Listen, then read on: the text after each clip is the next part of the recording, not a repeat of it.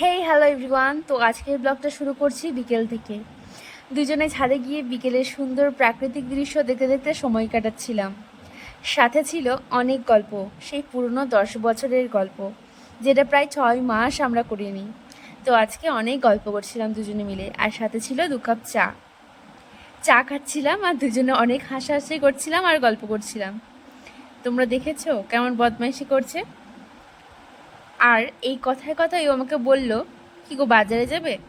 তো যেই বলা সেই কাজ, আমিও কিছু না বলে রেডি হয়ে নিলাম।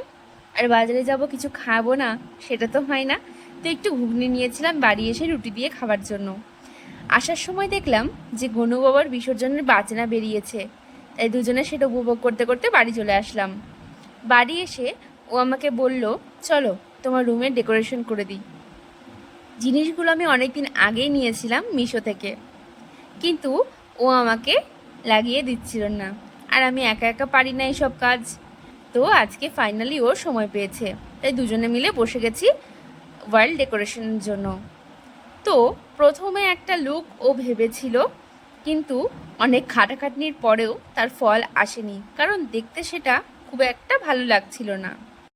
তো তোমরা দেখে জানাও তো, যে ওটা আমাদের চোখে ভালো লাগছিল না, না তোমাদেরও খুব একটা ভালো লাগছে না? ও তো একবার এই অ্যাঙ্গেল থেকে দেখছে, তো আর একবার ওই অ্যাঙ্গেল। ওর কোনোভাবেই এটা পছন্দ হচ্ছিল না, আমারও খুব একটা পছন্দ হয়নি। তো আবারও বসে গেছে অন্য একটা সেট তৈরি করার জন্য। তো এটা ফাইনালি আমাদের দুজনেরই পছন্দ হয়েছিল। তো বলল যে চলো এই সেটআপটাই করা যাক, পরে যদি ভালো না লাগে, বন্ধুদের যদি কমেন্টে ভালো রিপ্লাই না পাও, তাহলে চেঞ্জ করে দেবো, দিয়ে অন্যরকম করে দেবো। তো এই যে ফাইনাল লুক, তোমরা দেখার জন্য অপেক্ষা করো, তোমাদের দেখাচ্ছি।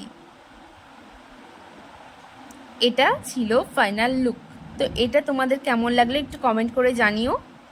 ভিডিওটা ভালো লাগলে একটু লাইক কমেন্ট করো, আর সাবস্ক্রাইব করতে ভুলো না কিন্তু। Bye bye.